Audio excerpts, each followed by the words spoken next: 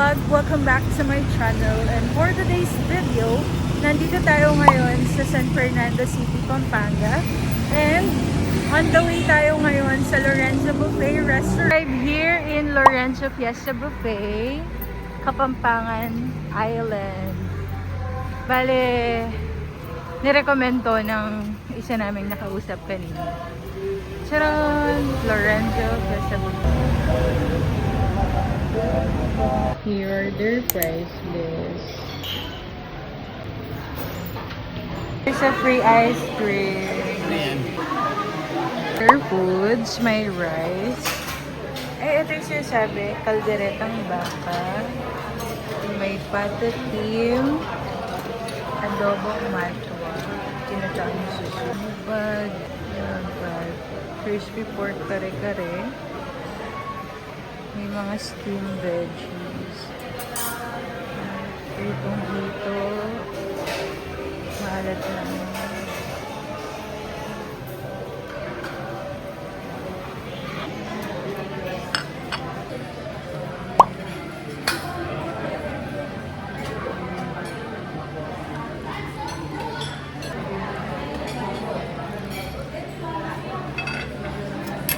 Kalderetang baka.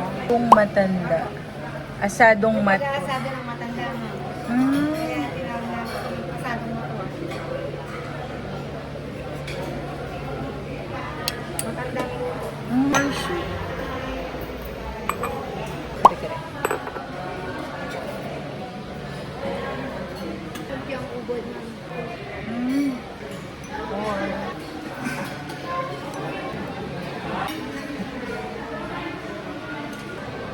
First, nasa Pampanga tayo. Ito try natin ang kanilang sisig.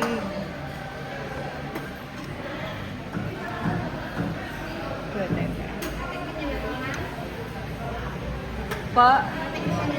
Titikman pa lang po. Ay, hindi ba po? Kusinong kalabaw. Kapag Kapampangan daw po, manyaman Ken. Ah, yan yung hinahanap ko. Sa buro po, pinirito, tas mga steam. Sisig Kapampangan. Natin yung buro.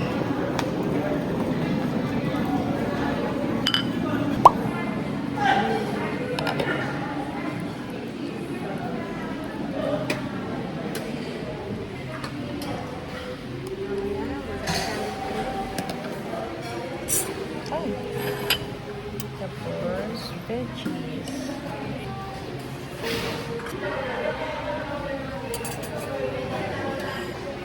Ito ay piniritong hito. Hito.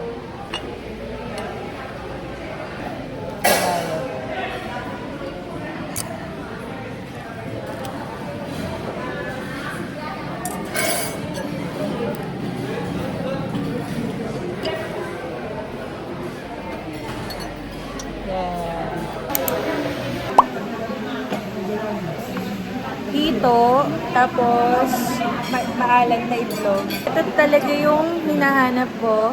Titikman natin yung buro, tapos steamed vegetable. Meron din tayo, of course, sisig Kapampangan. Tapos, meron tayong baka, kusinong baka. Tapos, eto naman, yung kalderetang baka na nirecommend sa amin na tikman namin. Masarap daw. Tikman natin yung sisig.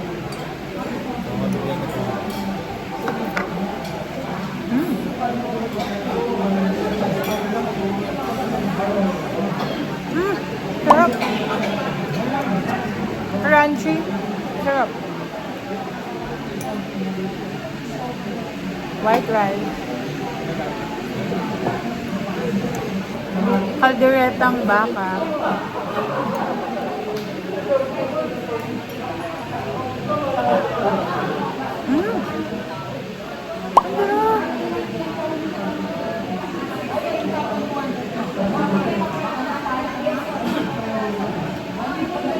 Tikman natin yung buro.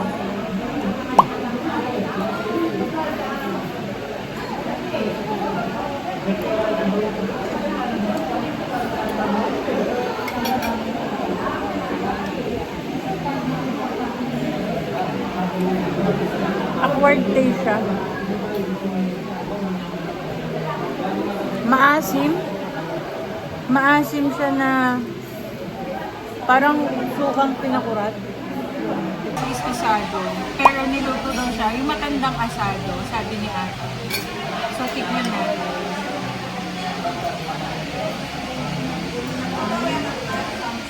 Siguro matandang pagluluto ng asado.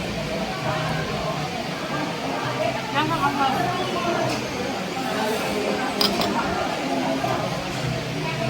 Sinong baka?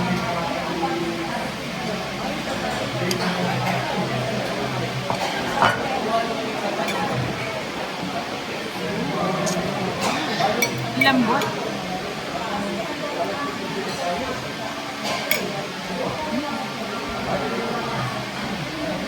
Malambot.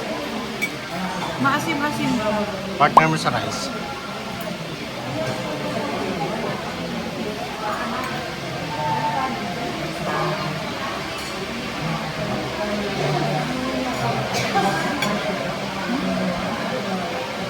Hindi mo na kailangan ng supa.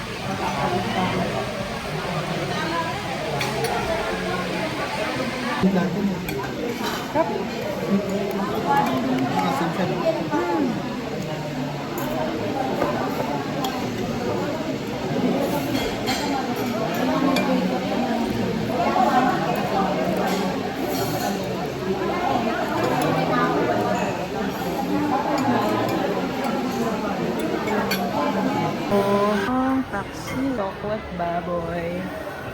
At ito yung mga parang mais. Tapos may kakanin din.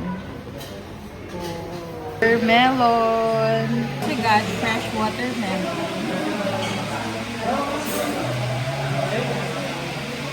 Tamis. Sag, tapos puso ng saging. So guys, tikman naman natin yung tidtad ang tawag nila dito sa pero ang common term naman sa atin nito ay dinuguan. Nga lang, siyempre yung dinuguan, sa madalas nakita natin, itim or mas darker yung sabaw, yung sauce, pero ito malabnaw.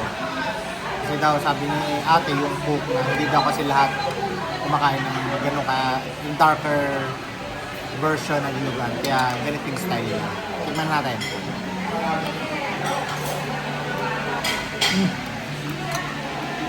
Sarap.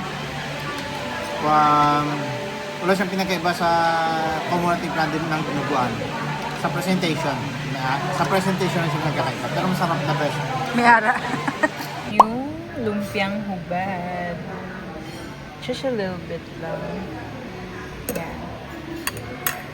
Yung sauce ng lumpia. So,